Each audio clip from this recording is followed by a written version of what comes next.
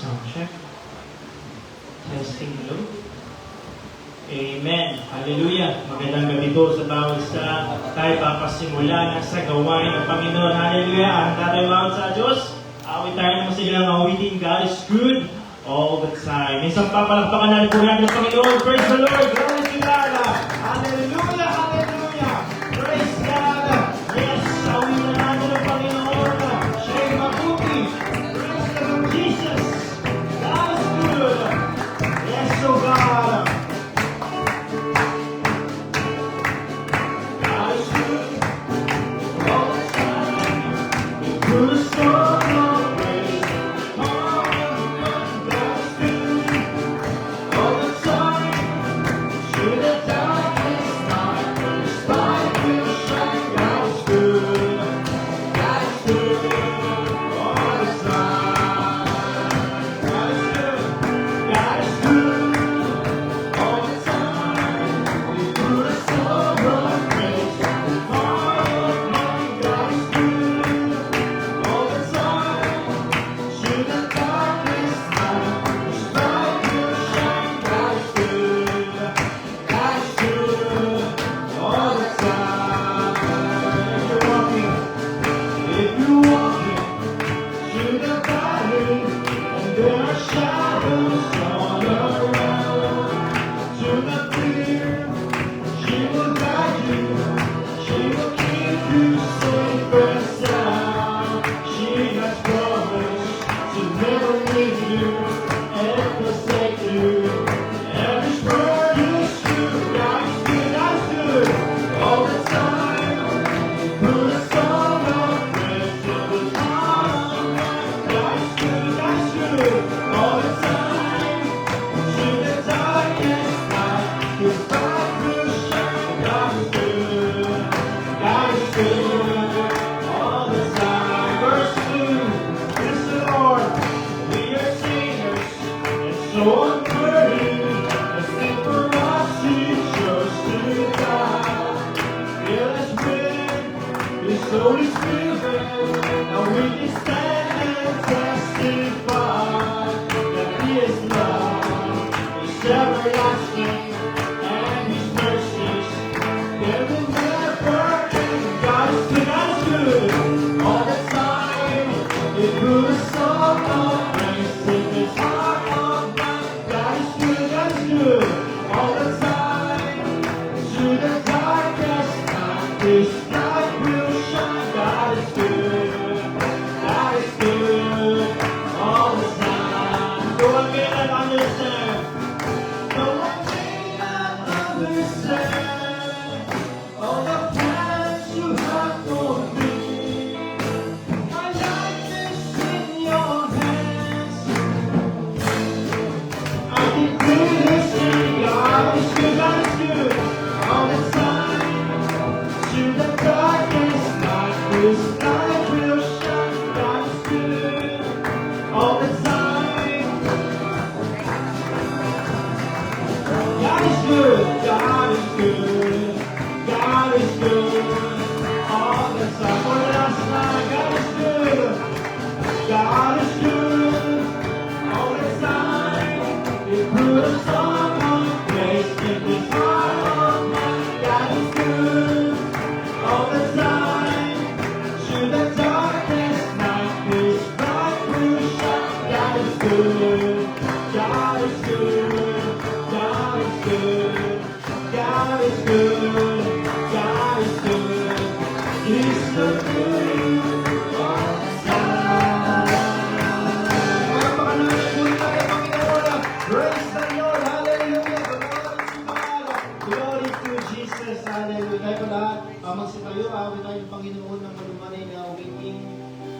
lift my hands to you, Lord, because I live for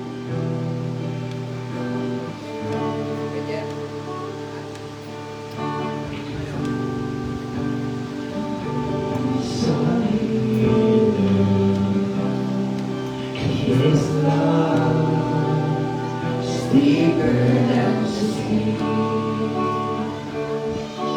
His mercy, it is unfailing. His arms, a fortress of the let me rise, let me arise,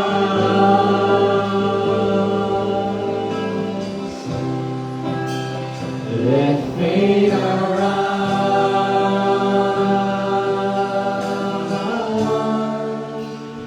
I lift my hands to believe again. You are my refuge, you are my strength. As I pour out my heart, these things I remember. You are faithful, God, forever. Be still, there is a river that flows from the Calvary stream. A thousand for the thirsty, pure grace that washes over. Let me arise, let me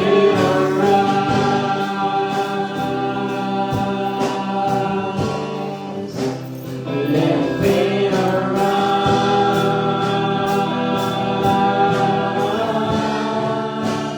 I lift my hands to believe again.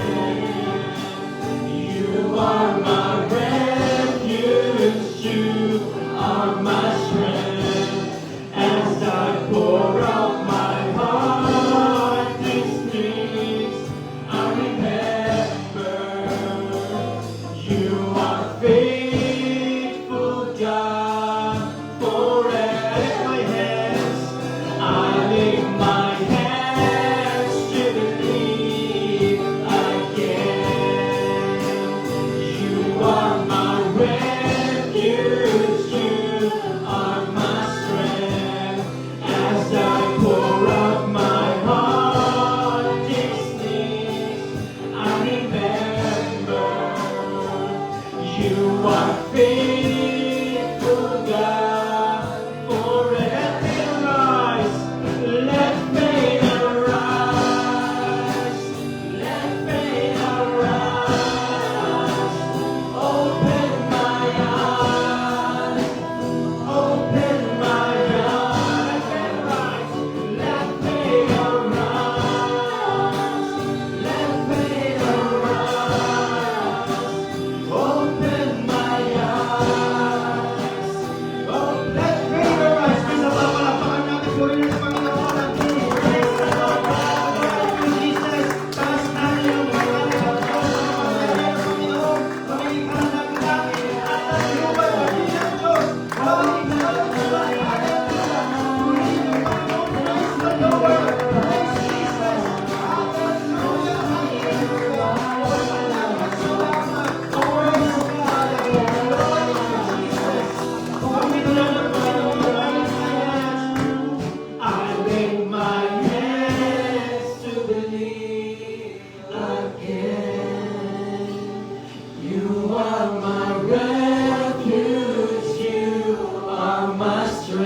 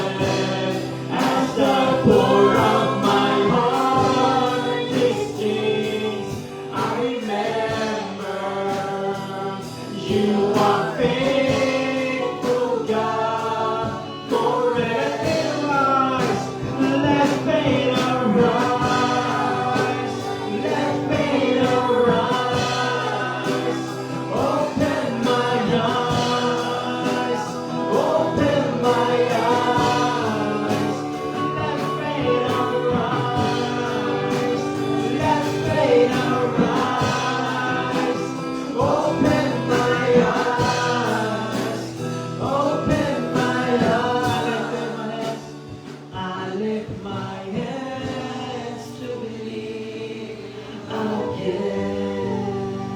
You are my refuge, you are my strength.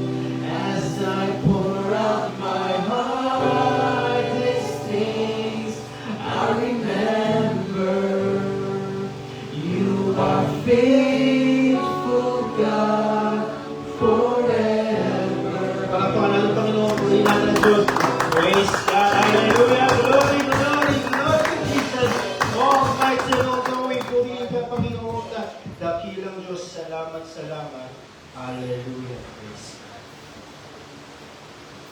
Para sa ating announcement at prayer request, hallelujah, sama natin panalangin ng ating bansa, ating Pangulo, President Ferdinand Bongbong Marcos Jr. at mga namumuno sa bansang Pilipinas. Dalangin natin ang kaayusan, ang paghayag ng salita ng Panginoon sa ating mga babata, sa ating mga lingkod, sa pamalaan ng namumuno, sa pamalaan ng gobyerno. Dalangin natin ang kaayusan at pagliligtas ng ating Panginoon. Ating worship schedule, meron po tayong morning devotion every day. Monday hanggang Sunday, meron tayong panalangin din. Pag di kaya ng umaga, pwede panalangin ng hapon o ng gabi. Ating church ay open po para sa ating mga panalangin. Midweek service every Wednesday, ating Sunday school natin. Meron po tayong panalangin din sa Sunday 8 a.m. at ang ating Sunday school 9 a.m. at ang ating Sunday morning worship natin ay 10 a.m. at sa gabi ang ating evening service. At dalangin din natin ang ating mga leaders, ating Council of Leaders, Pastor Greg Mitchell, Pastor Jessica, Pastor Joe Campbell, kasama din natin padalangin ating mga Council of Leaders, Pastor Richard Ruby, Pastor Tom Payne, Pastor Paul Stephen, Pastor Mark Olson, at ang ating national leader, Pastor Boyet Tesipida. Kasama din ng mga regional leaders, Pastor Frank Benaventura, Pastor Naro Bugtal, Pastor Ernie Rente, Pastor Charlie Cayas, Pastor Yel Sadel, at ang ating Mother Church, Pastor Rico Herrera. Dalangin din natin ng mga fellow Baclaran Daughter Churches, Pastor Gerson Balbuena, Pastor Noel Torres, Pastor Richard Disay, Pastor Vincent Saber, Pastor Marzo Iano, Pastor Bong Canyosa, Pastor Jun Ray Bichayda, Pastor Samuel Pool, Pastor Jeric Morales, Pastor Melvin David, Pastor Jonathan Shares, Pastor Jess Pancho, Pastor Larry Dumaya, at Pastor Jeffrey De La Cruz. Kasama din ang kanilang may bahay, pati ang mga pinagministeryo, mga nasasakupan ng mga churches. Dalangin natin ang mga lingkod ng Panginoon, lalo na sa Bayong Dagat, Abu Dhabi, Cambodia, Taiwan, at mga kapatid sa Vietnam, Indonesia, Japan. Sama din natin sila sa panalangin at ang pagliligtas sa mga ibang lahi. Sama din natin ang bayang Antipolo, ang panalangin natin sa ating Pastor ng Jerusalem, ang bayang Kalakasan, kasiglahan at ang spiritual breakthrough, financial breakthrough, salvation and deliverance, solain. Dalangin natin ng sariling gusali din at sariling lote at ang sasakyan ng gawain ng Panginoon ay kasama na ng panalangin. Pati ang mga activities natin, ito pong darating na May 4 at May 8, ang ating International Bible Conference. Ito po next 2 weeks na, next week. Ito po magsisimula sa Lunes ng gabi hanggang sa Martes, Webes, hanggang Biyernes, ang umaga at ang gabi. At ito po ang mga line-up. Praise God. Sama na natin sa prayer request ang Bayan Teresa, ang Bible study natin, si Daisy Santos, Brother Justin Padagas, Sister Myrna Padagas. Kailangan natin ng kalakasan, ang pananampalataya, sila makakilala pa, at malalim na relasyon sa ating Panginoon, ang ating mga healing and prayer request, Bible studies.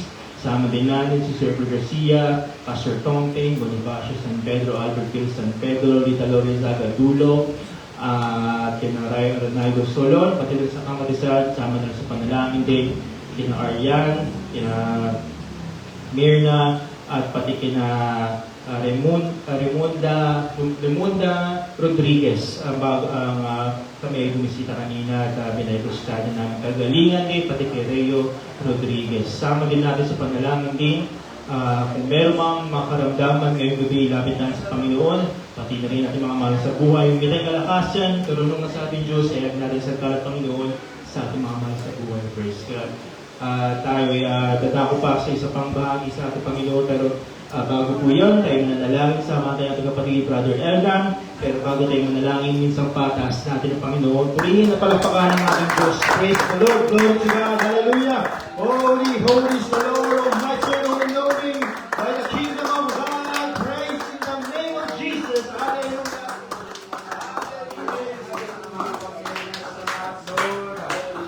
Ang Panginoon nilalapit, Panginoon, God, ang mga nabanggit sa pulpitong ito, Panginoon Lord, itinatas namin, Panginoon, ang mga panalangin, Panginoon Lord, God. Lord, ang mga karamdaman, Panginoon, ipuin mo po sila, Panginoon, at sila magsigaling, Panginoon Lord, inaangkin namin ang kanilang kagalingan, Panginoon, sa pangalan mo, isusunod, God.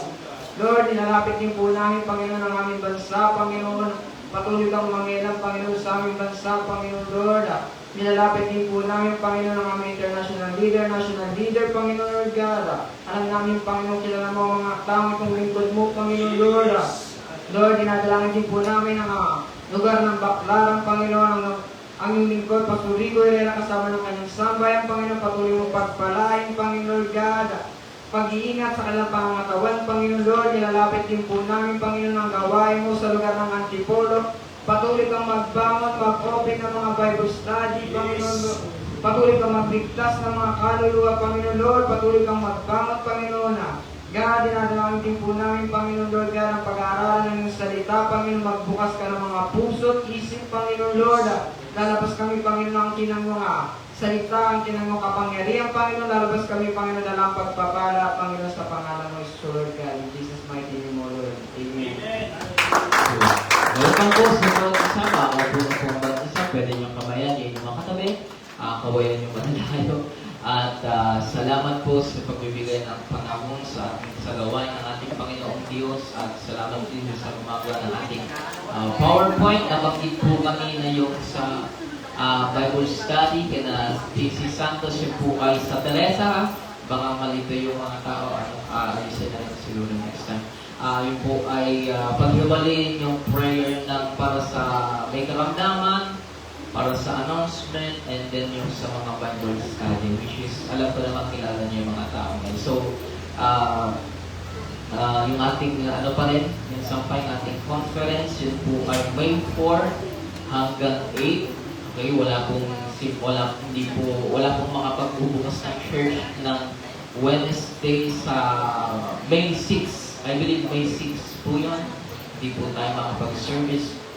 Siguro, manood na lang po kayo online. Meron po live noon sa YouTube.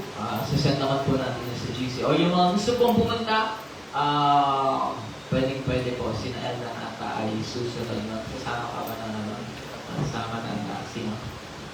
Sama. Pwede kang malaman dito Friday. Sama natin sila sa panalangin, magtagumpay pa rin ang Panginoon sa lugar na yun po ay international na. International po yun, yun ay buong mundo. Mga bisita po natin doon, mga leaders natin sa buong mundo. At kaya po natin ito binabanggit sa unahan, hindi lamang para sabihin may activities tayo. Binabanggit po natin ito para po ating mapaghandaan. Yung mga gawain yun, layo pa man, di ba? February pa lang, ina-announce na po natin, May 4 to 8 yung gawain. Kaya, sa kayang mag-absent, kayo, magtiwala kayo sa magagawin ng Panginoon. At malaki ang magagawa ng Panginoon sa araw niya. So, without further ado, damo po tayo sa gawain ng Panginoon sa pagbibigay. Sa panas ko po magpasalamat sa ating pastor sa pagbibigay pa rin ng tiwala sa bawat isa o sa akin na maging kabahagi ng gawa ng Panginoon. So sa inyo pong mga aklat, 2 Corinthians chapter 8, verse 1 hanggang 5 pong babasahin ko, tapos tatanong po tayo ng verse 7. 2 Corinthians chapter 8, verse 1 tapos 7. To 5 hanggang tapos tayo ng 7. Verse 1 po, mga kapatid, nais namin malaman ninyo ang ipinakitang kagandahang loob ng Diyos sa mga iglesia sa Macedonia. Dumanas sila na matinding kahirapan at ito'y isang mahigpit na pagsubok sa kanila. Ngunit sa kabila ng kanilang paghihikahos, masasaya pa rin sila at bukas ang palad sa pagbibigay. Sila'y kusang loob na nagbibigay kung hindi lamang sa abot ng kanilang kaya, kundi higit pa. Alam ko ito sapagkat mahigpit nilang ipinakiusap sa amin na sila'y bigyan ng pagkakataong makatulong sa mga kapatid sa nangangailangan. At higit pa sa inaasahan namin, ibinigay nila ang kanilang sarili, una sa Panginoon at pagkatapos ay sa amin.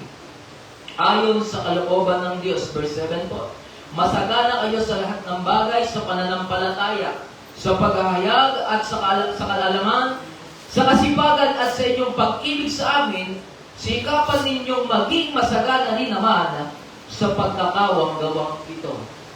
Alam niyo po kung may mga taong naghahanap ng paraan para magbigay, sinong naniniwala? May mga tao din naghahanap ng dahilan para hindi magbigay. Sinahanap niya. Maraming tao naghahanap ng paraan para makasuporta sa gawain ng Panginoon, pero may mga Kristiyano rin naghahanap ng paraan para hindi magbigay. Iniiwan yung pitaka doon sa bahay para pag nahamon, hindi nga naman makapagbibigay. Di ba? Kasi wala yung pitaka. Pero may Gcash naman eh. May Gcash, may video, wala lisot, di ba? Gagawin, iwan din yung cellphone. Kung saan si Apostol Pablo ay sumulat at pinakilala niya kung ano ba, kung paano dapat magbigay ang isang tunay na Kristyano. Binanggit niya yung isang lugar sa yung Macedonia. Yung Macedonia, nung time nila, ang iglesia o yung church doon ay hirap. Talagang walang pera sa wala. Pero bakit sila nagbibigay? Sapagkat humahanap sila ng dahilan para maging parte ng pagbibigay. Dapat ganito yung puso ng mga Kristiyano. Dapat humahanap ka ng paraan para ikaw ay maging kabahagi ng pagbibigay ng gawain ng ating Panginoong Diyos. Imagine, malayo yung kanilang bayan sa lugar na yon, Corinto. Di ba? Pero naghanap sila ng paraan. Paano kaya sila makatutulong dun sa lugar na yon? Naisip nila yung pananalapi. Hindi man sila makarating sa lugar na yon, pero yung pananalapi nila, nakakarating at yung pananalapi na yon, ginagamit para isulong ang Ebanghelyo. Yung po ang dahilan kung bakit before ang pagbibigay, makikita niyo sa mga activities natin, nauuna yung mga reports. Bakit? Nauna yung mga reports na nagpapatotoo yung mga pastor. Kasi doon po pinapakita yung pananalapi na binibigay ng isang Kristiyano, doon na pupunta. Kanina pinuntahan na yung mga Bible study at hindi po natin kayang puntahan yun nang walang pera. Nang hindi po involve yung pagbibigay. Kaya kung hindi natin gagawin ito, matitis yung edad, kawawa naman yung mga kaluluwang hindi naabot. Kasi ang pastor niyo po hindi mayaman. At ang gawain ito po, hindi gawain ng pastor. Ito gawain po ng ating Panginoon Diyos. Alam niyo, yung ganitong ugali, nakita ko sa isang tao. Sa mga adik. Yung mga adik, hindi sila tumitigil gumawa ng paraan. Nakita na kayo ng adik, wala akong pera, bukas na lang ako sasyabu. Walang ganon. Walang ganong adik. Walang adik na magbabatak tapos malungkot. Di ba? Wala kayong makikita ang adik, babatak, malungkot. Pag sila yung babatak, laging masaya. Diba? Nakakalungkot. Sa adik lang nakikita yung ganitong ugali. Masaya magbigay, yung mga sabi dito, yung mga Christians sa Macedonia, masaya nagbibigay. Ang adik, bago bumatak, masaya. At hindi sila pumapayag na hindi sila makababa. At pag wala silang pera, gagawa sila ng paraan para lamang pumatak. Sino nakakaalam doon? Sino may experience? Huwag mo na itaas ang kamay mo. Diba? Isa lang ang masasabi ko. Huwag kang magpatalo sa adik. Amen.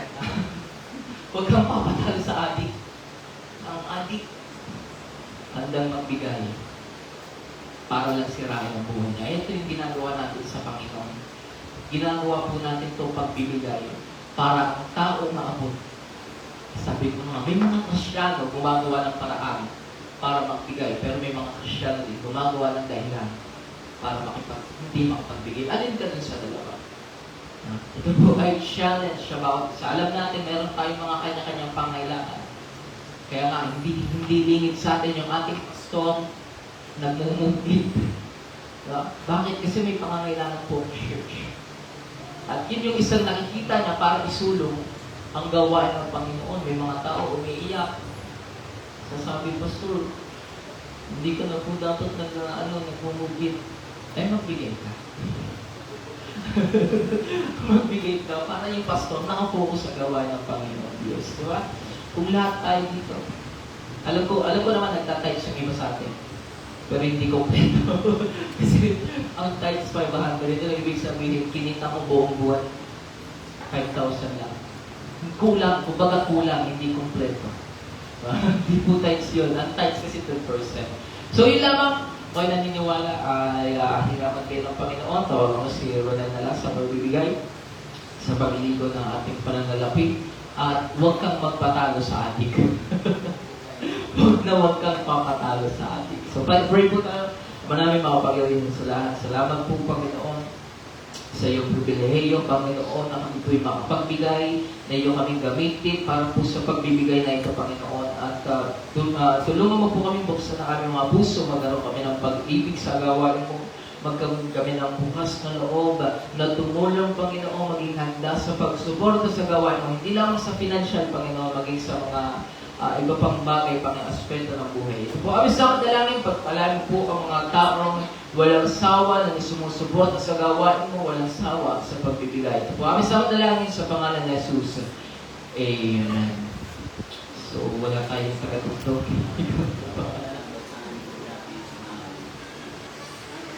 Kita natin ang Panginoon at time to be happy is now.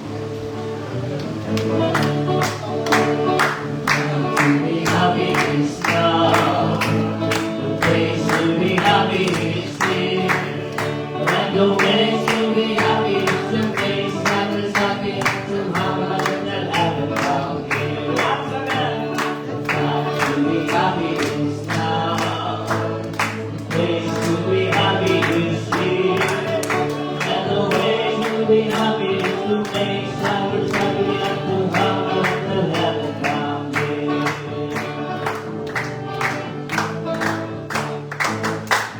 Amen. Praise God. Hallelujah. Pagpalain nawa ng Diyos ang kanyang mga anak na manunugtog at kanina, tinanong ako ni JR, ang niya ay talagang kailangan ang mga tatayo sa unahan. Kailangan po talaga. Kaya yung mga hinihipo ka ng Panginoon, ipagkait yung mga bagay na pwede mong gawin sa ating Panginoon. Kung ganado ka sa karaoke,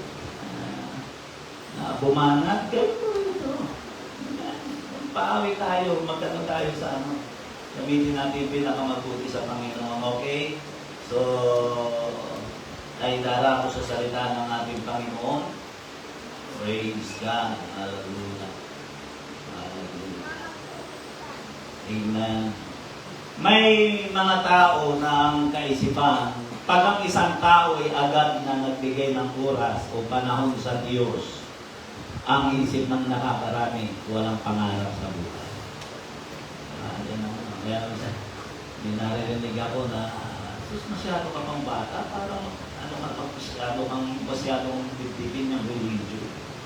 Kasi nga pagkaunawa nila, pag ang tao ay nagkaroon ng panahon, oras sa Diyos, ang isip na nakakarami mga walang pangarap sa buhay. Kaya yung iba dyan, ang tingin nila sa ating mga walang pangarap sa buhay. Diba? Dahil para sa mga nangangarami mga tao o kabataan, ang pagiging subsog sa libro, subsog sa pag-aaral, ika na nila, nagsusunog ng kilay, ito ay sa dahilan ng mga taong ganito ay may pangarap sa buhay. Ayan ang kanilang mentalidad. May mga pangarap sa buhay. Pag ang tao ay napakaagap, pumasok sa trabaho man o sa school, ang isip nilang mapalad ang mga magulang ng mga batang ito may pangarap sa buhay ng mga anak.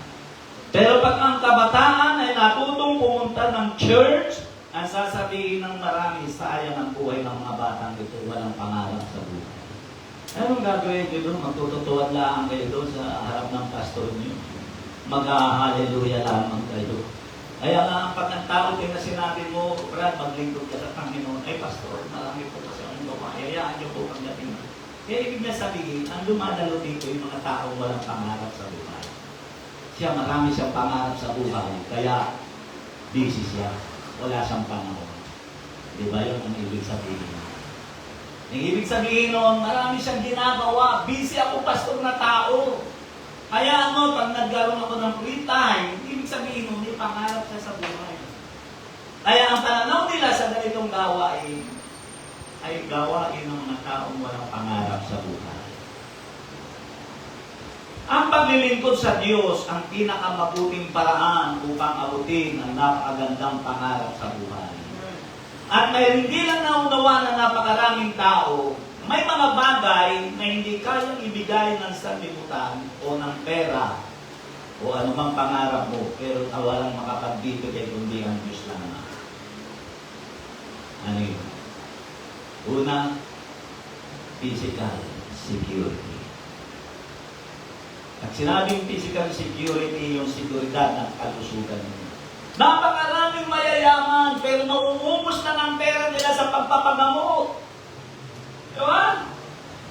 Nauugot lamang yung kabuhayan nila sa pagpapagamot. Ang dami kong kakilala, mga mayayaman, may kaya sa... Yun na lang, gamitin na lang ulit natin. Yung Iskaya family. Nakikiusap siya, huwag naman silang bibigyan. Dahil yung mga anak nila ay hindi normal. Sabi na, sino ang magkaasikaso sa kanila? Kaya meron sumagot ng mga karma yan. Sabi ng mga argumento. Dahil alam nila, ang kayamanan nila, ang pagkaunawa nila hindi nakuha sa mabuti. Kundi sa pagiging kuha. Karma yan. Yun na nga eh. Wala silang physical security. Ano pa? Yung tinatawag, eternal security. Lahat ng kanilang mga kayamanan, hindi nila kayang ipasok sa langit. Wala silang seguridad sa kabilang buhay. Kahit ang ayala, hindi makapagbukas ng tinatawag ng insurance para sa future ng kaluluwa mo. Walang ganon. Ang ayala, di ba? Pangatlo, financial security. Yung seguridad ng iyong kabuhayan. Ng pananalapi mo. Ang offer nila sa tao, magbangko.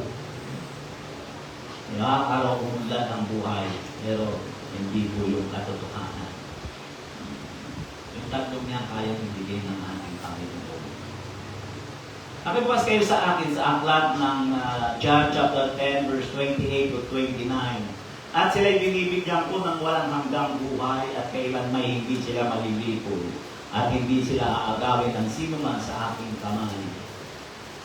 Ang sinin mo yung binanggit dito. At sila'y binibigyan ko ng walang hanggang buhay, eternal security. At kailan may hindi sila malilipol at hindi sila aagawin ng sino man sa aking kamay. Siguridad yun. Ang aking Ama na sa kanila nagbigay sa akin ay lalong dakila kaysa lahat. Wow. Yan ang sabi rito. At hindi sila maaagaw nino man sa kamay ng Ama. Purihin ang pagkabasa ng salita ng ating Panginoon. Dakila at tapat na Diyos na may likha ng langit at ng lupa. Ang dalangin ko po'y pagpalarin mo ang iyong salita. Marami pong salamat, Panginoon. Bahira mo ito ng iyong banal na Espiritu. Kumatok, kumahusap, magbukas ng aming puso at kaisipan sa pangalan ni Jesus. Amen. Nag-usap ang Panginoon na sabi niya, sa aking kamay, walang sino man makakaagaw sa iyo. Sa kamay niya, tinutukoy niya ng una. Pero nung ulitin niya, kamay na ng Ama. Ibig sabihin, lumalabas. Kapag nasa kamay ka, nakisaman sa Kanya, kay Jesus o sa Ama, may siguridad ka. Kaya nais kong mangusap, pinagsaan ko ito, 3 securities are in the hands of God. Yan po ang aking nabuong magpaksain dito. Dapat ba pagkatiwalaan ang kamay ng Diyos? Sino sa tingin mo? Sino rito yun na mayroong pagkakatiwala sa kamay ng Diyos? Amen.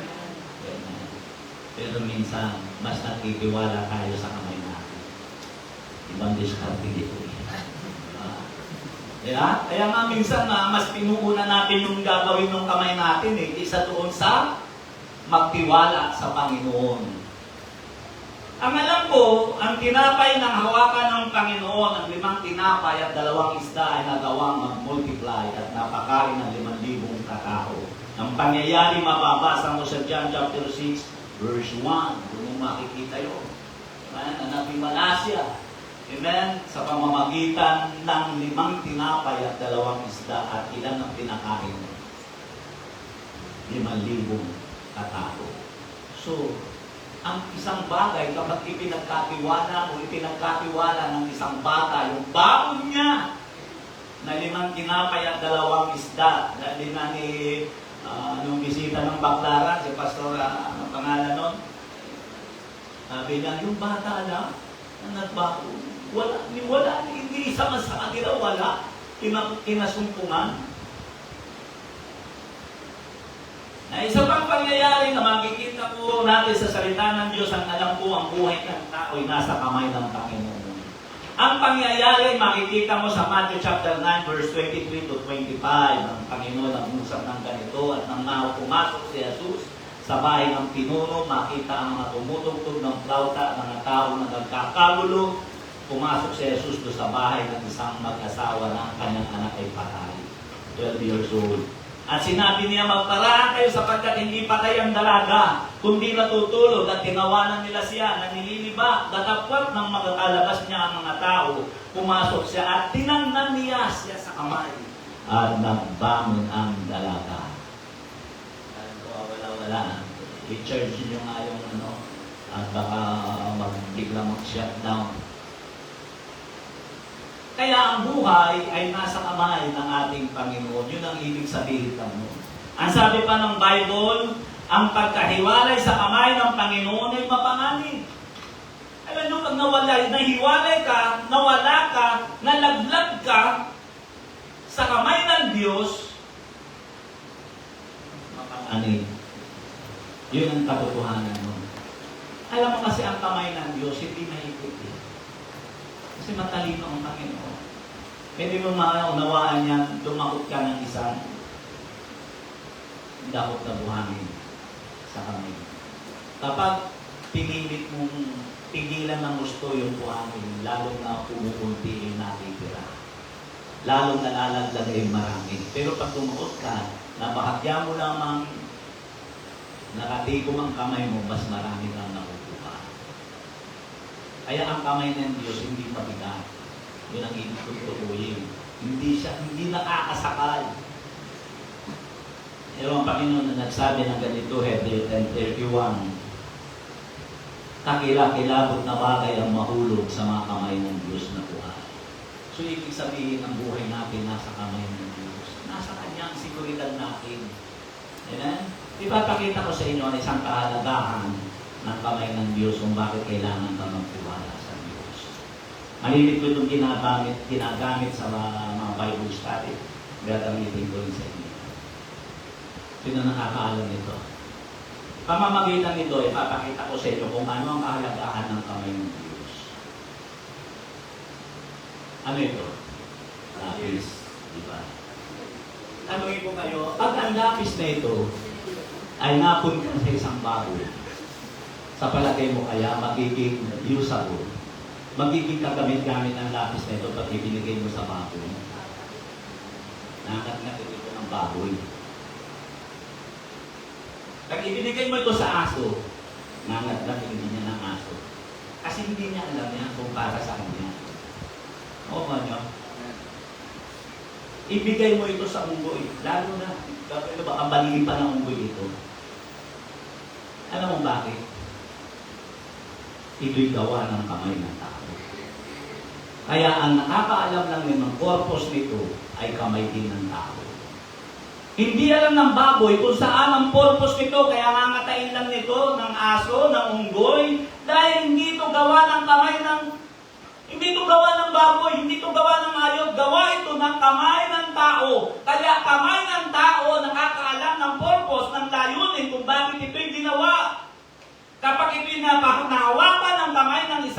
tao, makikita mo ang halaga nito. Pumunta ka sa mall, makikita mo sa pamamagitan lamang nito, nakita mo dumodrobing ito ng kamukhang kamukha mo. At kung babayaran mo, mababa ang 15,000. Bigay mo yung picture mo.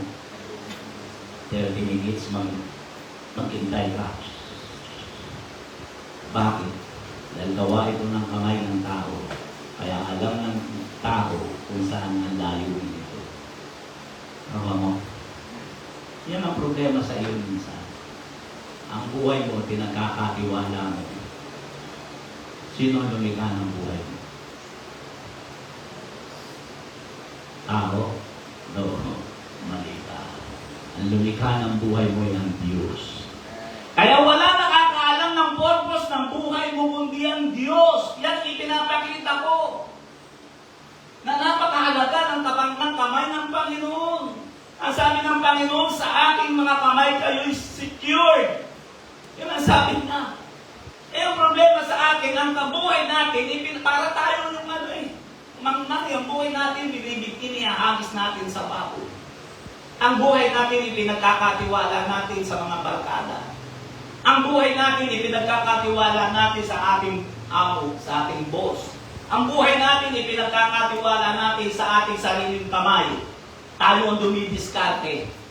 Subukan mo pumuha ng isang timbang tubig. Buhatin mo sa pamamagitan ng iyong kamay. Iangat mo sa flooring. Tingnan mo ang tendency ang reaksyon ng kamay mo. Uunat at uunat yan. Bibitaw at bibitaw yan. Kahit anong lakas mo. Kahit nag-works ka pa. Nag-weights ka. Hawakan mo yung timbang punong-puno ng tubig. Bibitaw at bibitaw yan. Dahil ang kamay ng tao'y nangangahula. Kaya walang kasiguraduhan sa kamay ng tao. Amen. Kaya dito sa mundo na ginagalawan natin, nais ko ipaunawa sa inyo, may mga bagay na hindi dapat ihiwalay sa buhay natin. Wala kang pinagkaiba rito. Wala kang pinagkaiba rito. Nilikhaan ng Diyos na parang ganito rin. Alam mo ba yan? Pag ganito ang lapis, hindi lalabas dyan ang tunay na layunin. Kaya ang lapis hindi nilikha ng nag-iisa lang. May kasama yan. Alam mo kung ano? Sharpener. Dahil ito, hindi ito magiging kapag-pakinama kung hindi lalabas dyan yung napakalad, yung nasa loob mo, yung nasa loob nun. Kasi ang mahalaga dyan, hindi ito.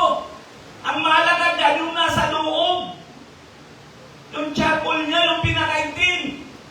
At ganyan ang buhay ng tao. Ang tao, hindi po pwede ihiwalay sa salita ng Diyos. Amen. Dahil ito ang pinaka-sharpener natin. Ito ang nagpapagalas natin sa atin. Sa pamamagitan nito, inaalis ng salita ng Diyos ang ating laman. Dahil ang tao ay kagaya ng lapis na nababalot yung pinakamahalaga sa lapis, yung itim. Kaya kailangan ng sharpener, ang sabi ng salita ng Diyos, Hebreo 4:12, ang salita ng Diyos ay kagaya ng isang tabak na magkabilay talim. Wala yan dyan, hindi lalabas dyan. Pumasok lang sa isip ko yun. Ngayon, ano ang kailangan? Para ito'y maging kapag-ipakinabang.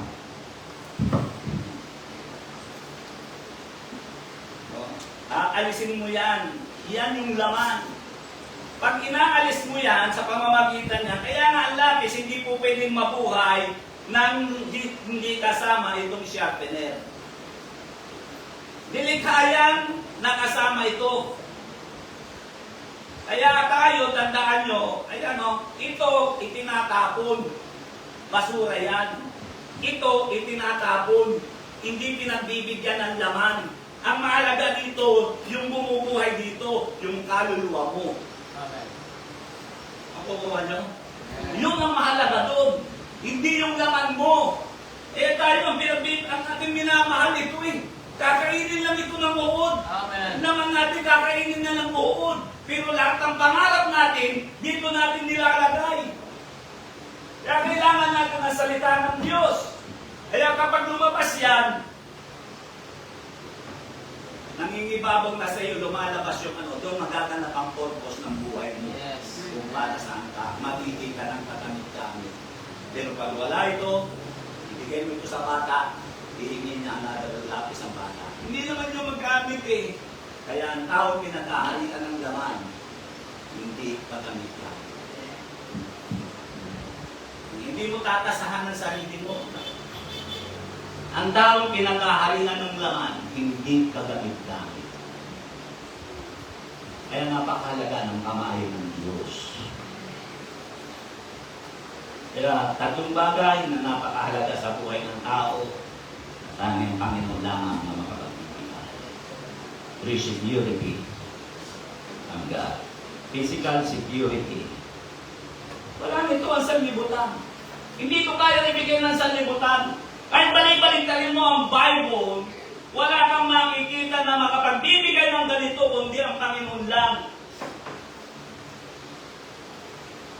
Physical security, unang Pedro chapter 2 verse 24. Ano sabi rito? Na siya rin ang nagdala ng ating mga kasalanan sa kanyang katawan sa ibabaw ng kahoy upang pagkamatay natin sa mga kasalanan na mabuhay tayo sa katwiran. Na dahil sa kanyang mga sugat ay nagsigaling tayo.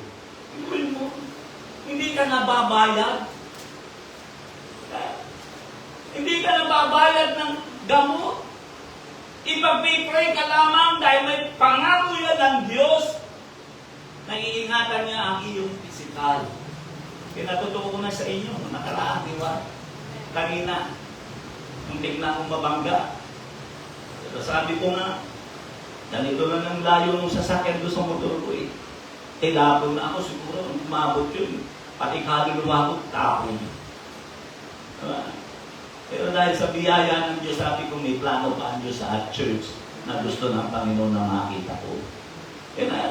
Physical security. Ang kasiguraduhan ng ating physical na kalagayan ay pinangako ng Panginoon. Marcos sa chapter 16 verse 18. Sila'y magsisihawak ng mga ahas at kung magsinom sila ng bagay na makamamatay, sa anumang paraan ay hindi makakasama sa kanila. Ipapatong nila ang kanilang mga kamay sa mga may sakit at sila'y magsisigaling. Nakikita niyo ba yung seguridad sa akin? Hindi mo na kailangan ng doktor. Kung malinis at tapat ang puso mo sa Panginoon, ang kagalingan mo ay nasa Panginoon. Yun ang dapat natin maunawaan. Yan ang seguridad na ibinibigay ng kamay ng Diyos. Yung sabihin dito sila magsisihawak ng mga ahas, hindi ibig sabihin yan intentional yan. Nagagawin mo, hahawak ka ng ahas. Masubukan na, siya sabi ng pastor. Bukok ka, ginawa mo yun. Ang ibig sabihin dyan ng Panginoon, security. Na kahit naglalakad ka, natukakan ng ahas. Kailan tayong kanya, nagpastor doon sa Tanay. Tinuka ng ahas. Patay yung ahas. Kasi pinagani eh. Pero yung ahas, patay, pero siya buhay. Pastor kasi yun. Ano yung ibig ko sabihin? Pero nga siguro, yun yung sinabi doon. Mayroong makakainom ka ng lasot. Ang sabi doon, hindi mo iinda yun. Hindi mo iindahin yun. Pag ko sasabi roon, hindi mawawalan ng epekto yun sa iyong buhay. Yan ang pangako ng Panginoon. Ang sabi dyan ng Panginoon, lalaki ang mga tandang ito sa magsisampalataya. Sila magsisihawak ng mga ahas at kung magsisilong sila ng bagay na nakamamatay, sa anumang paraan ay hindi makakasama sa kanila, ipapatong nila ang kanilang kamay sa mga may sakit at sila nagsisigaling. Kaya kung tunay na ikinananampalataya, hindi na dapat tumatawag ng mga albularyo eh. Kasi may siguridad ang pisikal mo. Walang makagagalaw sa inyong kanto. Ayun, nakapagtaka lang sa inyo, iihilang. Tabi-tabi po noon, iihilang. Ano yung demonyo pinangangalupuan mo? Ayun, nanay mo nga, hindi mo mapangalupuan. Tapos yung demonyo, nangangalupo ka. Tabi-tabi po noon. Ba't ka nangangalupo doon? Hindi mo nyo yun. Ang dapat mong gawin, takay! Dahil ang anak ng lingkod ng Diyos na buhay! Anak ka ng Diyos, mayroong kasiguridad!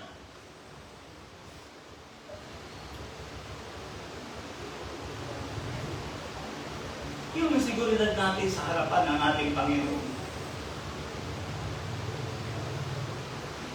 Mga in-laws ko kasi kahit iglesia yun, ano yun.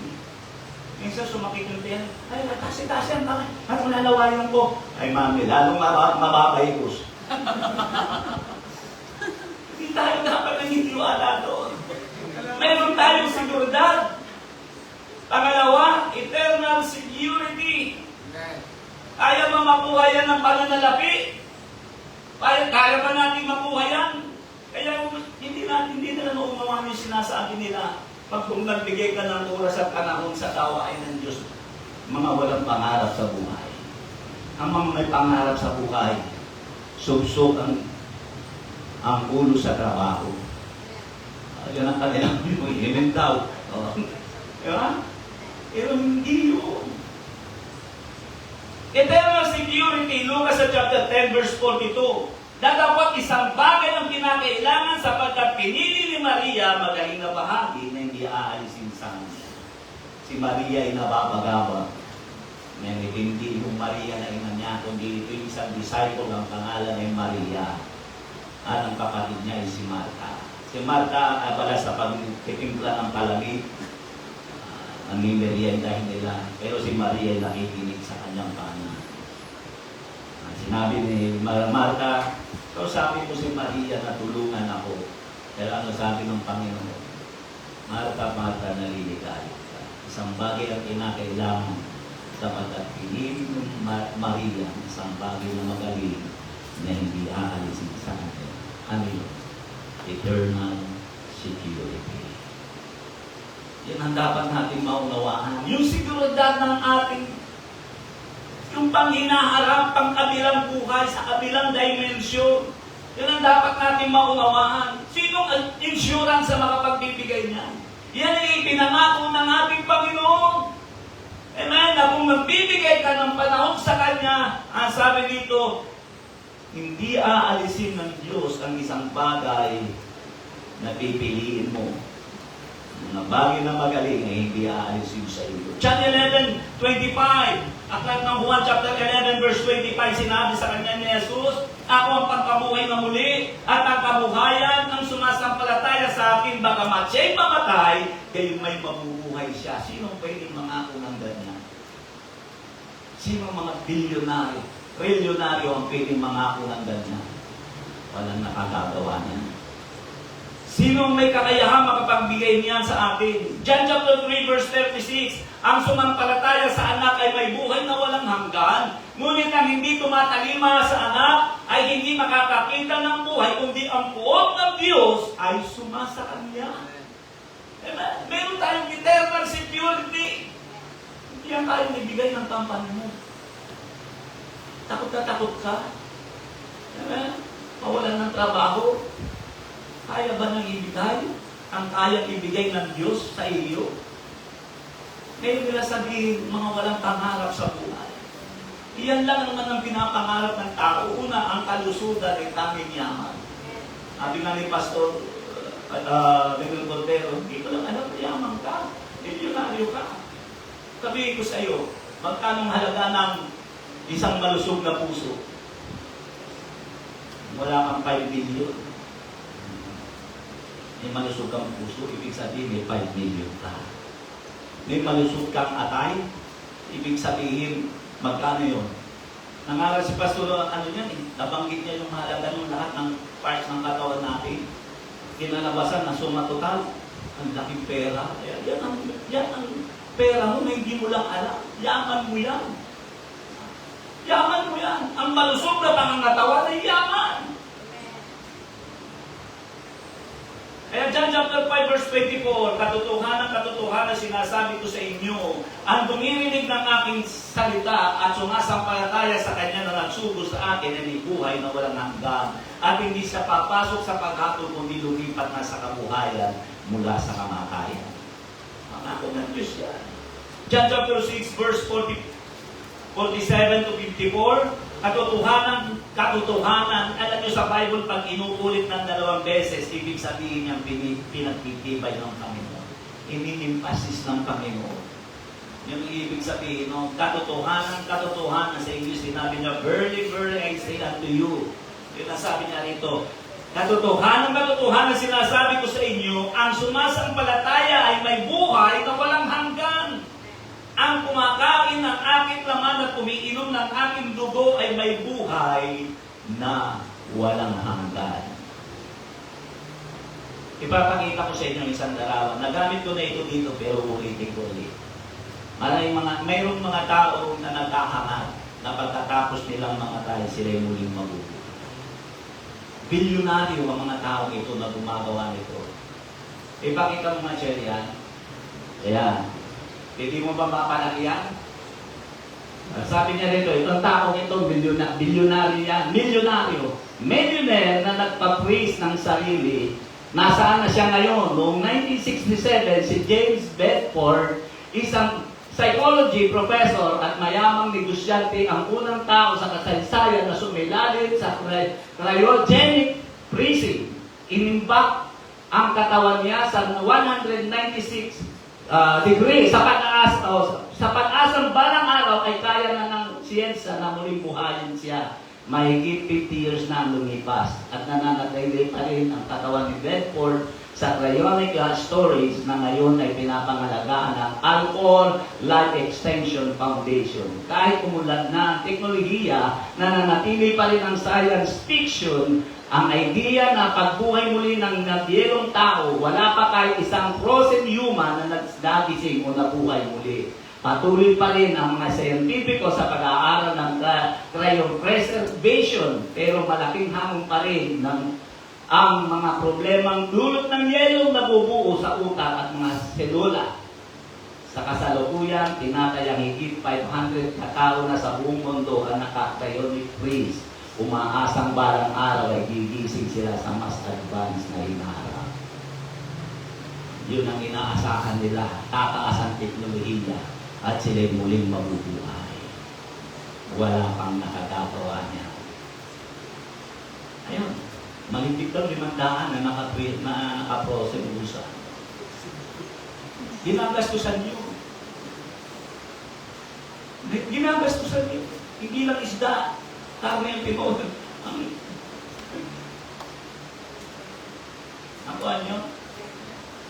Dahil umaasam sila na kaya ng siyensya ng katalinuhan ng tao yung kanilang tinatawag na eternal security. Hindi ko mababali ang salita ng Diyos. Si Jesus lang ang pwedeng makapagbigay niya. Yan ang ating baylan binigyan ng pansin. Kung nasundan nyo lahat ng ating binasa. Pangatlo dito ang magtatapos, financial security. Yan ang pinakamahalaga. Financial security. Yung pagiging secure. Hindi ko malimutan yung kasaysayan na naranasan namin. Kasi ito yung pangangaral ko nito, nirefresh ko lang. Pinangaral ko ito sa Malbar, Batangas. Nirefresh ko lang siya. Dinagdagan ko ng ilang katotohanan. Nung panahon na hindi ko na panahon na dati nagjagapan pa yung aking hipa. May asawa siya hapon. At nung panahon na yun, napaka-easy sa kanya ng pera. Meron siyang kondo sa Makati, meron siyang ilang van, meron marami siyang sasakyan, may mga bangka, sa party ng Bisaya. Noong panahon na yun, kaya lang nawala lahat yun. Kasi hindi siya naniniwala sa Panginoon. Sa seguridad ng Panginoon ni Jesus, na pwede ibigay ni Jesus sa kanya. Dahil sa kanila si Jesus ay tao lang. One time siya ay lumaki. May order pa yung biyanang ko noon. Inutusan ako Kuya Ramin, sa Ate Joy, sama mo si Kuya, magpapalit ng pera. Dahil puro yen, puro lapat. Binigay kay Mama. Pumunta kami noon, sakay gamit ko yung owner ng biyanang ko. May naglalakad yan sa parte ng Amuno. May naglalakad sa parte ng Amuno. Pasko yun eh. Magdatingan kayo maraming mga mamamasko. Anak ni Macy's. Naglalakbay, nakatapalit na kami si mama, kasalukuyang binibilang yung nakapatong sa ano niya. Dahil silang kapalit, kapatong. Kasi magpapapasko yung hipag ko eh. May handa, yung Pasko nga eh. Merong bata sa tagiliran. Ganyan kalaki. Yung nakapula na yan. Dalawa, mag-akay. Biglang tumakbo sa unahan ko. Ay, talaga namang. Nauna talaga yung pagpasok sa ilalim. Kita ko pumunta sa gitna sa unahan ng unos ng ulan at biglang nawala lubog pa. At yung owner, gumanon talaga, ragtang ko talaga. Nangatal yung katawan ko sa, pagkilubutan niyo, tulungan mo po ako. Bumaba ako sa, nakita ko nasa ilalim pa yung magkapatid, hinila ko palabas. Nagdatingan yung mga tao, bigyan niyo po kami ng pera, kami patitingnan namin, huwag niyo tatakbuhan yan. Sabi ko, hindi ko tinatakbuhan. Kasi kaya ako pala nasabi sila ng bahala, magbigay ko, mama, hawak pa rin yung pera sa kadalantaan. Ang kapal, ganito ang dami yung pera. Hawak pa rin. Sabi ko, kang magbigay ng pera dyan. Tayo ang mag-aasikaso niyan.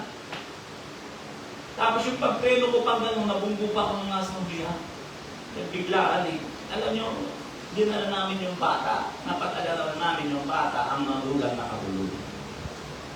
Adik yung naman. At yung nanay, namamasukan sa alatan. Ay may panganay pala yun, napagalitan yung dalawang maliit na yun. Yan na playas. May yung panganay siguro, alam ko, nasa 8 taon. Dinala namin doon sa dinala namin dyan. Binangunan din, namin, CT scan namin yung ano tawag ko, X-ray namin yung utak, yung lahat ng katawan ng bata. Pagdating doon sa X-ray, clean, walang pasa, walang anumang pinsala doon sa bata. Dala namin ng sapi. Pinakita namin doon sa mga tao. Pinuntahan namin yung may-ari. Yung may-ari, yung bahay ng wala talagang tao. Ay dahil doon, ay tawag ko yung kay Dani, nakaano ko, nakabangga ako, ay no! Hindi kasi nag-iingat na Yung para sinasadyan ng pagtura para mag-alisan yung mga namamas ko. Ay mainit na ng ulo ni Leo Dodo. Balik na lang tayo sa 1,000 na alisan. Pagkatapos doon pagkakami manuhala sa akin na style ko lang yun para mawala yung hindi na po, wala kami na gastos. Financial security. Ako ang ibig ko sabihin. Kapag nasa kamay ka ng Panginoon, yun yung pangako ng Panginoon. Walang makagagalaw sa inyo sa aking mga kamay.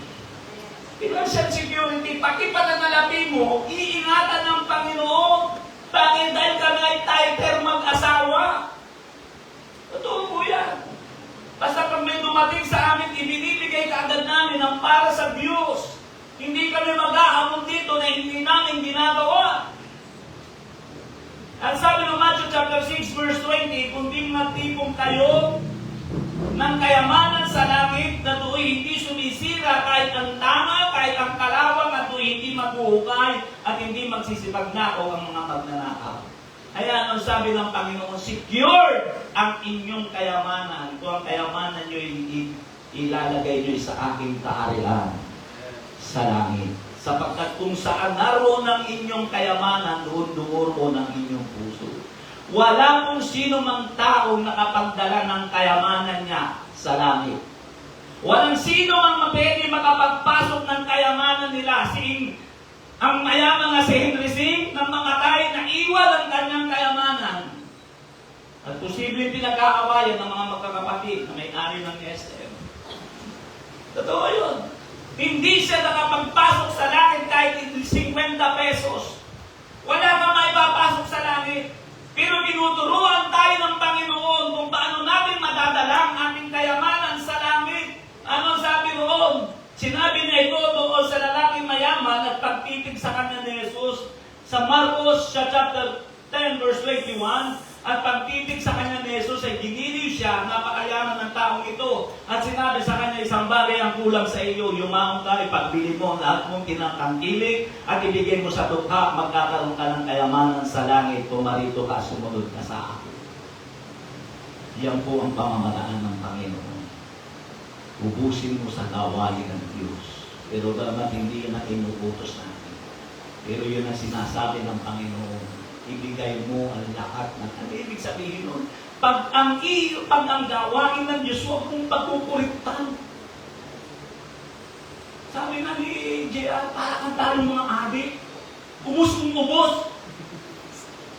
Wala, hindi ko dala. Sabi ng pastor, people, find the ways. Di ba? Video. Gumagawa ng paraan. Diba?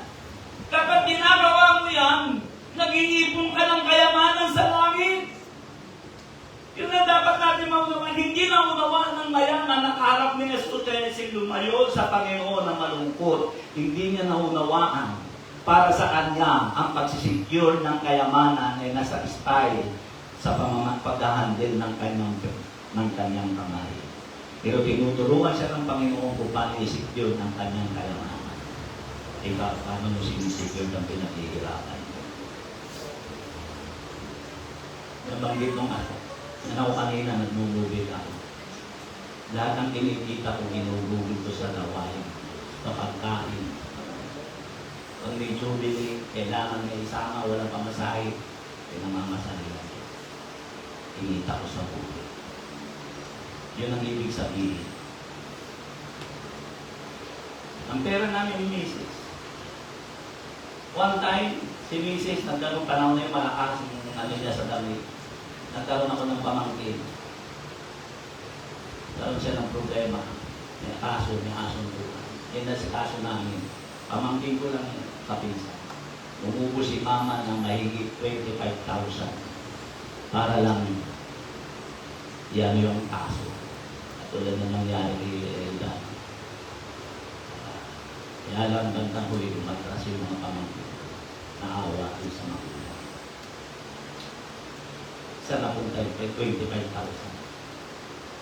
25,000, ay pupunta kami ko sa Supreme Justice ng Valenzuela, yung layo. Tataksi kami. Isipin, madami kayo mga kailangan nakaharap ng mga doon na pupunta ang kayamanan namin. Bakit? Ang pera namin doon na pupunta. Dito.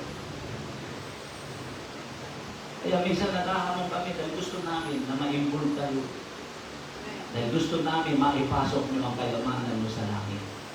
Dahil kung hindi nyo ang gagawin, hindi magiging secure ang pananalapi mo. Uubusin mo yan dito. Ano sabi dito naman? Uubusin mo yan sa karamdaman. Uubusin mo yan sa karamdaman, pagbili ng gamot.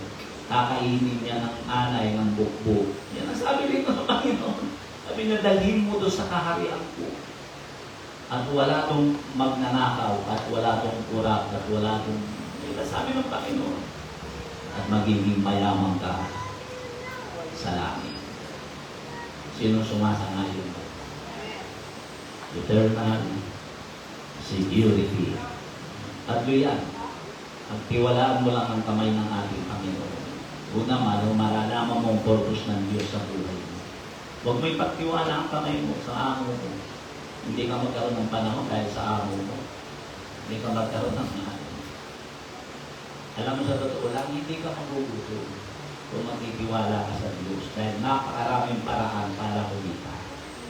At tamad ka lang talaga, ay talaga magugutom ka kahit 10 pa ang Diyos mo. Pag ikaw ay tamad. Pero kung hindi ka tamad, hindi ka pababayaan ng Diyos. Iyoko natin ang ating mga ulo nung nangusap ako sa isang simple kaya na pangungusap.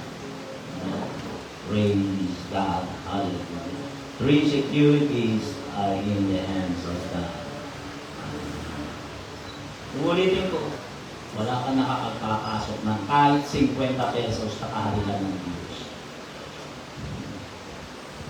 Lahat ng kayamanan mo, dito yung malulustay. Hihipan yan na parang hangin yan. Nasabi ng aklat ng Oseas.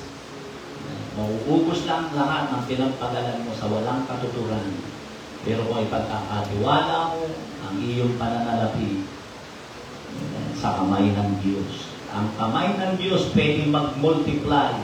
Ang bata 5 tinapay at 2 isda nag-multiply. Kumain at nakinabang ay 5,000 katao. Saan mo ipagkakatiwala ang buhay mo? Saan mo ipaakawang ang buhay mo? Saan mo ipakukontrol ang buhay mo? Sa mga taong walang alam, hindi alam ang purpose ng buhay mo kung bakit ka nandito sa mundo, kung ipagkakatiwala mo sa may likha ng buhay mo, kundi ang kamay ng Panginoon. Ano ang sabi ng ating Panginoon? Sila'y binibigyan ko ng walang hanggang buhay at kailan may hindi sila malilikol at hindi sila aakawin na sinuman sa aking kamay. Ang aking Ama na sa kanila nagbigay sa akin ay lalong dakila ka sa lahat. Hindi sila maaagaw dito man sa kamay ng Ama. Binibigyan ko ng walang hanggang buhay, eternal security. Amen? Eternal security and financial security. Physical, eternal, and financial security. Pangako yan ng ating Panginoon kung pagtitiwalaan mo ang kanyang kamay. Tayo na ating tumayo, nangusap ako sa isang simple tayak na pangusap. Praise the name of Jesus. Hallelujah.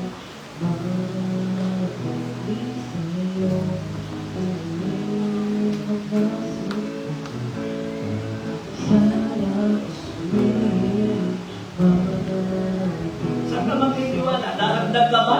Doon sa 500 na ipinrosen nyo, naka-brace yung kanilang mga bangkay? Daragdag ka ba doon? Aasa ka na isang darating ang panahon, napakataas na ng teknolohiya. Nagtitiwala, 500 kami ng detail, nagtitiwala sila sa kamay at katalinuan ng tao. Ang sabi roon, 50 years na kahigit ng 50 ang nakaraan, 50 taon na nakaraan, wala ni isa pa, isang maang nabuhay. Hanggang ngayon, ayun, ilato pa rin sila doon sa yelo. Saan ka magtitiwala? Sa kamay ng Diyos o sa talino ng tao? Praise the Lord. Habang hinihimig ang awiting ito, magbabakasakali ako sa online. Ikaw ang nagpapatakbo ng sarili mong buhay. Nasanay ka sa sarili mong diskarte. May problema ka, may mga suliranin ka. Pero pinagkakatiwala mo yan sa sarili mong lakas, kamay mo.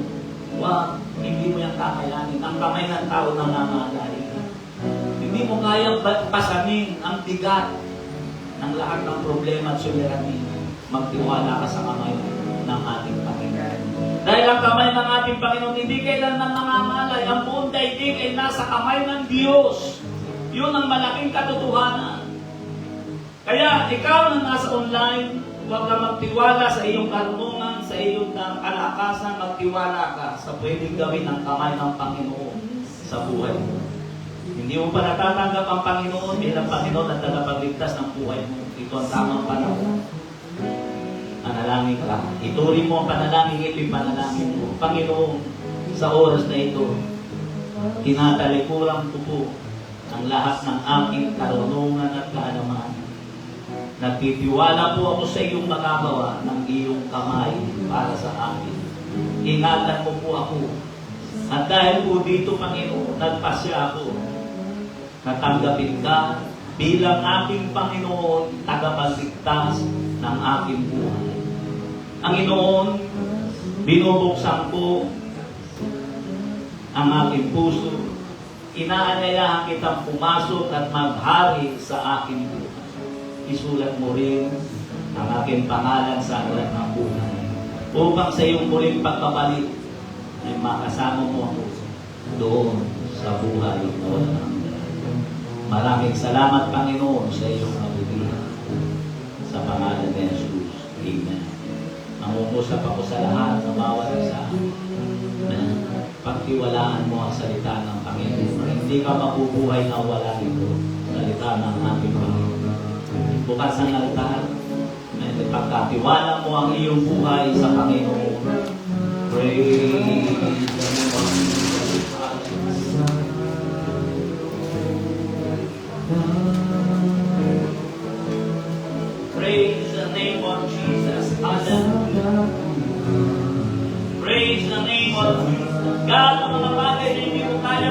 ikaw ang gumawa. God, ipakita mo sa iyong mga anak totoo at tapat ang iyong salita. Ang mga tao nagtiwala sa kamay mo ay hindi mapapahiya ang bilang Diyos. Lord, ikaw ay nagbigay ng tatlong kasiguraduhan sa buhay namin. Ang aming physical kalusugang ipinagkakatiwala namin sa iyo. Ang aming eternal security hinaharap ng buhay namin kung sakaling na kami mawala na sa daigdig na ito. Sa iyo namin ipinagkakatiwala maging ang aming pananalabi. Ikaw ang pinagtitiwalaan namin na ikaw ang kapatakbo ng ilang Diyos. God, pagpalain mo ang iyong mga anak. Lord, pagpalain mo ang aming kapatid ng ilang Diyos. Lord, hinihingi mo po Panginoon, i-bless po siya. Tulungan mo po siya. Makita niya ang mga bagay na pwedeng gawin ng Diyos at ang babae sa kanyang puso. Lahat ng pangalan niya sa buhay, hindi ang katungpalan ng ilang Diyos. Kung kumito siya, malutan mo siya ng iyong mapagpalang kamay. Ng iyong kamay na banayag ng ilang Diyos ay maglaan sa buhay niya. Aking sinasawagan ang lahat ng uri ng kalamdaman, lahat ng uri ng kasalanan. O sa kanal ng dugo ni Jesus na naganasan ni Jesus. Pagkalain mo ang iyong anak bago sa kasalanan. Lord, bless mo ang anak ko. Patuloy mo buksan ang puso niya sa isipan ng iyong Diyos. Lord, pagpalain mo ang aking anak ng hirap Diyos. Ipakita mo sa kanya mga bagay na pwede pang mangyari sa buhay niya. Dahil sa iyong kalinga at pagmamahal sa amin ng hirap Diyos. Lord of God, pagpalain mo ang ginanagdahanan na ito. Mag-usap ka sa buhay niya. Tulungan mo siya sa pagkasa ng mga pagbigan ng buhay sa kanyang buhay. Yes, O God, in Jesus. Lord, pagpalain mo ang ginanagdahanan. Mag-usap ka sa kanya. Yes, O God. In the name of Jesus, pagpalain mo po siya. Pagpalain mo mga kabataan ito na bilang Diyos Pilipinas mo. Pagpalain mo ang aking hanapin na ng daigdigang Diyos. Mag-usap ka sa puso. Tulungan mo siya sa mga bagay na pinapasan niya sa buhay niya. Tulungan mo siya maikay niya ang kanyang pamilya, ang kanyang sambayan sa tama. Lord of God, tulungan mo magsilbing ilaw siya sa kanyang tahanan ng dakilang Diyos. Yes, Lord of God, i-bless mo Panginoon ang iyong anak, pagpalain mo po siya. Pagpalain mo ang iyong anak ng ilang Diyos. Oh, ilagay mo siya sa pinakatugtog ng plano mo sa buhay niya. Pagpalain mo ang anak mo, Panginoon. Iba yung pagtitiwala, O God, sa iyong kamay. Sa kakayanan ng kamay mo, ipakita mo sa kanya, O God. Yes, Lord, O God. Pagpalain mo ang iyong anak. I-bless mo ang kanyang buhay ng ilang Diyos. Lord, pagpalain mo ang anak mo. Tulungan mo siya makakilala sa iyo. Yes, O God. Yes, O God, in Jesus' name, amen. Praise the name of Jesus. Hallelujah. Tayo lahat ito mayuwawitan natin ng Panginoon. Praise the name of Jesus. Hallelujah. Lord of God, in the name of Jesus. Praise the name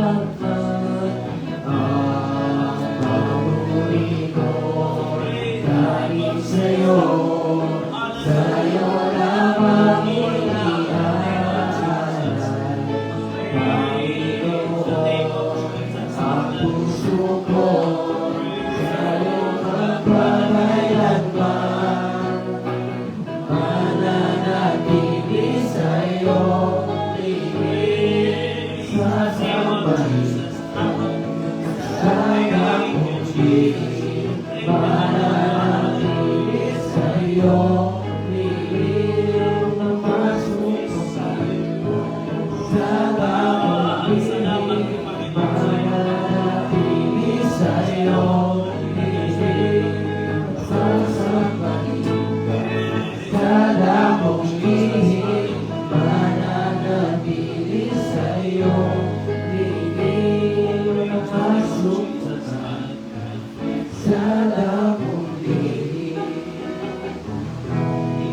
Isang pangurihin natin magkakaroon natin. Praise the name of Jesus. Praise the name of Jesus. Praise the name of Jesus.